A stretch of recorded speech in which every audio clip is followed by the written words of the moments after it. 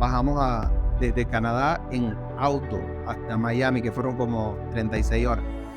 Pasa un proceso de luto en el cual yo no podía ni siquiera ver béisbol por televisión porque lo que yo sentía era terrible.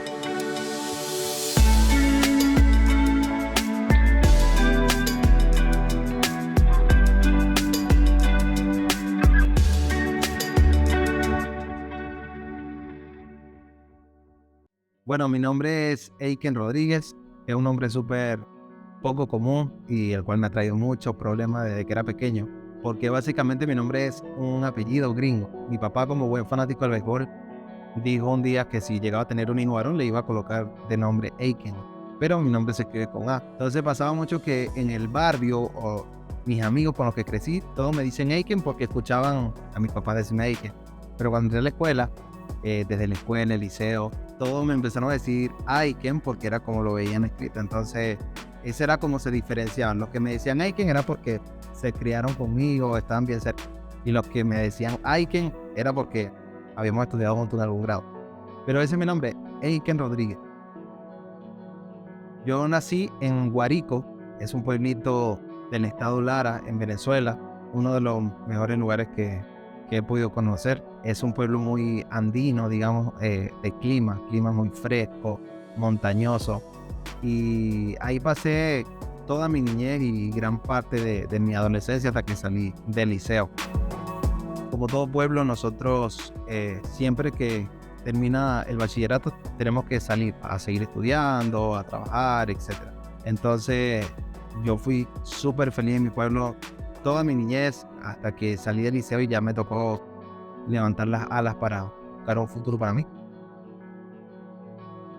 Yo desde muy pequeño he tenido, gracias a Dios, la habilidad de hacer muchas cosas. Me he desenvuelto muy bien en distintas disciplinas, tanto en el deporte como en la música. Creo que esas dos cosas fueron lo que marcaron mi niñez, básicamente la música y el deporte.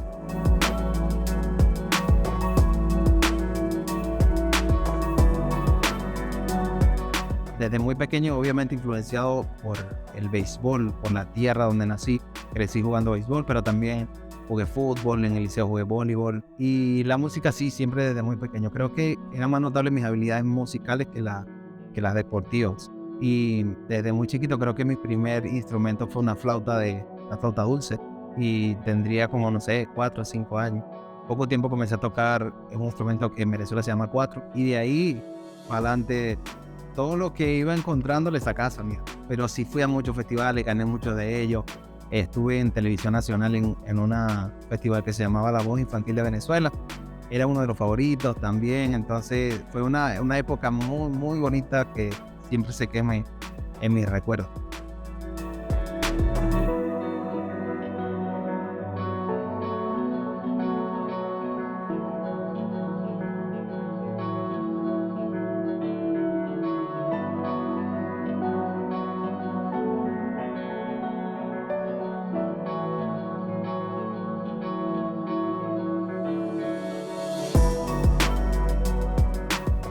Creo que la música siempre se me dio muy fácil. No tuve que invertir mucho tiempo en aprender algo. Lo aprendía fácil, lo desarrollaba, pero después lo soltaba. Fui muy inconstante en las disciplinas que ejecutaba. Un tiempo estaba jugando full béisbol, no quería saber nada de música. De repente me aburría del béisbol y me ponía a cantar algún instrumento, o de repente venía al mundial y yo lo que quería era ser futbolista. Pero hubo un momento cuando hice La Voz Infantil de Venezuela en la televisión, que fue cuando me creí un poco más el cuento.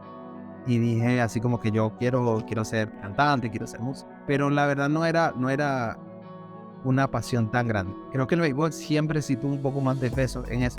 De hecho, cuando comienzo a tener 12, 13, 14 años, es donde empiezo a ver el béisbol con más seriedad, de decir yo quiero ser beisbolista profesional, quiero vivir de esto, etcétera. Pero así creció el gusto por el béisbol. Me llevaban al estadio muy pequeño a ver a los Cardenales de Lara, a vivir esa energía, ese ambiente de pelota que es espectacular. Y obviamente eso te va enamorando. Para nadie es un secreto que en Venezuela el béisbol es el deporte número 1 y la influencia del béisbol está muy presente en prácticamente todos los hogares. Yo vengo de una familia de buenos peloteros.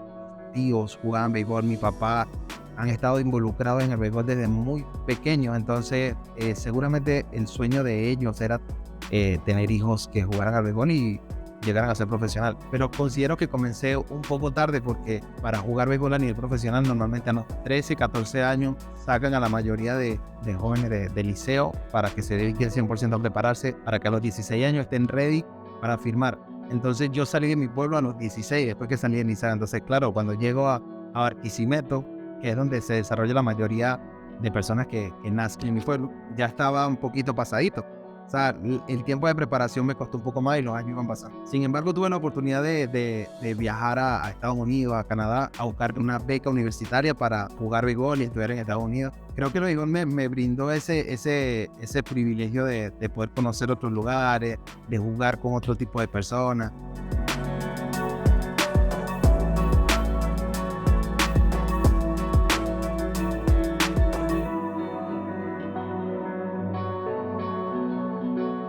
En mi familia, de cariño, mis tíos me dicen Willie Mays, porque el nombre de la persona a la cual mi papá vio el apellido Aiken, el nombre de esa persona era Willie Mays Aiken. Aiken era el apellido. Como me pusieron ese nombre y entendía la historia, mis tíos me decían, vale Willie Mays, vale Willie Mays. Y eso era así como un chiste de familia.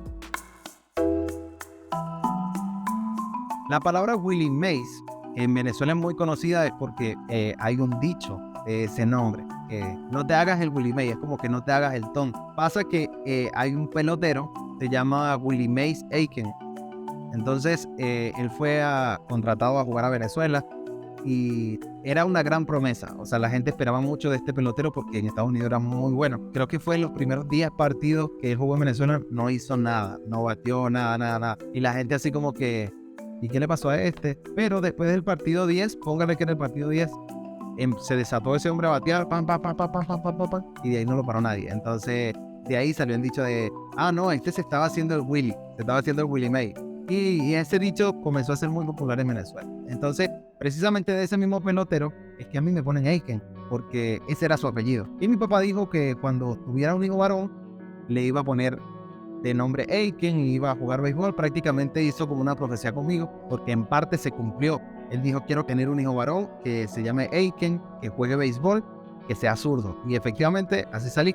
Soy zurdo, todo el tiempo que jugué béisbol, la mayoría del tiempo fui lanzador. Sabemos que los lanzadores izquierdos en el béisbol son muy particulares y son muy pocos. Entonces a veces son un poco más valiosos. Y básicamente esa es la historia. En mi familia muchos me dicen Willie Mays, precisamente por este pelotero de cariño, nada más.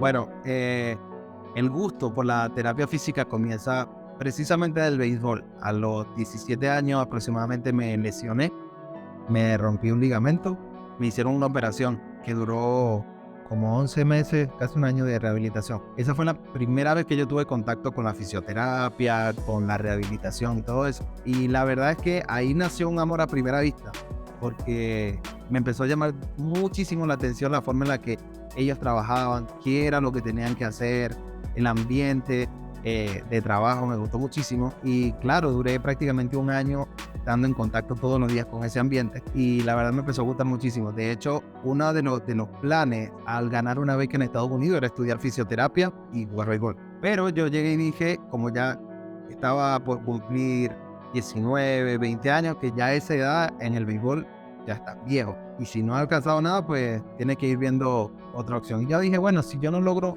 vivir del béisbol, creo que me voy a dedicar a la terapia física, porque me gusta. Pasó el tiempo, logré ir a Estados Unidos y a Canadá a buscar la beca. Fueron alrededor de 3 meses que estuvimos por allá. De verdad que las condiciones en las que estábamos no eran las mejores, lo cual eso nos restaba a la hora de competir. Normalmente perdíamos, no podíamos rendir como corresponde. Pero al final de ese viaje bajamos desde Canadá en auto hasta Miami, que fueron como 36 horas. Llegamos allá a Miami a una academia de un cubano, creo que era. Resulta que allá nos hacen un último tryout. Mágicamente todos calificamos y nos hicieron una beca para un college y nos dijeron, bueno, ustedes tienen que ir a Venezuela a renovar la visa que tiene para que puedan venir a estudiar en septiembre. Eso fue en agosto, o sea, ir a Venezuela y el mes siguiente volver. Nos dieron los papeles sellados, todo. No había manera de pensar que era una trampa o algo así. Pero resulta que cuando volvemos a Venezuela, vamos a sacar la visa y nos la niegan. No nos dieron nada, no nos explicaron por qué. Dijimos, bueno, vamos a esperar a que pase diciembre. En enero volvemos a solicitarla. Pasaron como 3 meses, creo. Volvemos a solicitarla. Y cuando nos dicen que no, ahí yo les pregunto así como que cuál es la razón por la cual nos la están negando, si ya nosotros viajamos, volvimos antes del tiempo, no nos quedamos, etcétera. Y nos dijeron, nosotros tenemos información y por el bien de ustedes no debemos aprobarle esa visa. Así quedó la cosa. No quise profundizar más allá, ya estaba muy frustrado, desilusionado. Y nada, pasó un tiempo, me fui para mi casa, entré en este luto deportivo, digamos de alguna manera. Los que han competido en algún deporte y no han logrado alcanzar su sueño me pueden entender muy bien. Pasa un proceso de luto en el cual yo no podía ni siquiera ver béisbol por televisión porque lo que yo sentía era terrible. Fue un proceso muy doloroso, es literalmente enterrar algo que siempre quisiste. Pero pasó el tiempo, me desconecté del béisbol en todo sentido. Y cuando ya me sentí un poco mejor, dije, bueno, vamos a comenzar a buscar dónde yo puedo estudiar fisioterapia, dónde puedo desarrollarme en esto. Y en los únicos 2 lugares donde daban fisioterapia era en Valencia y en Caracas. Yo estoy en Guárico, o sea, en el estado Lara.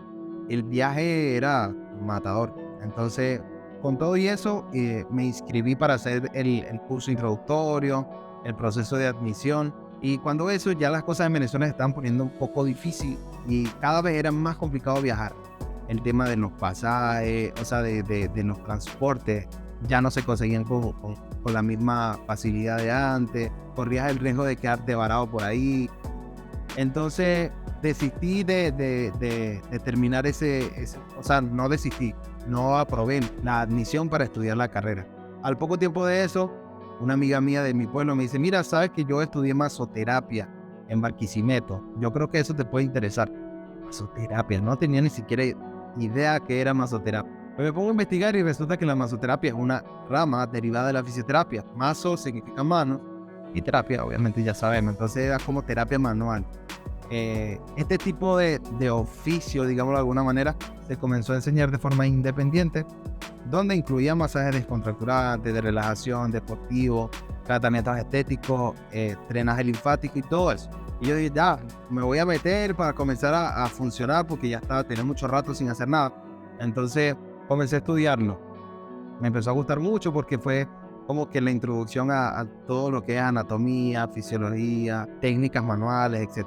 Nada, hice mi curso de masoterapia y para ser honesto no lo ejercí por mucho tiempo en Venezuela, pero sí tuve un poco de experiencia, lo cual me ayudó a tener una luz con respecto a que eso era lo que me gustaba hacer y los resultados que tenía en el corto plazo. Me mudo a Barquisimeto a pasar un año más trabajando en otra cosa que no tiene nada que ver con masoterapia y llega el momento de pensar, ¿me quedo en Venezuela o me voy en Wi-Fi?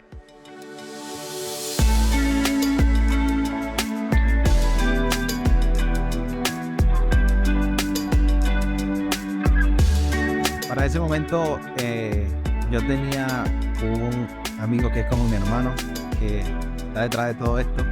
Toda una nueva faceta comenzó desde que salí de Venezuela. Comencé a experimentar muchas cosas ya solo como un adulto. Me despiden del trabajo, me dan la carta de preaviso de que al mes siguiente ya se acababa todo. Y justo en ese mes es donde mi esposa me dijo que me comprara la camilla y yo le hice caso. Y comencé a tantear con los amigos más cercanos que tenía.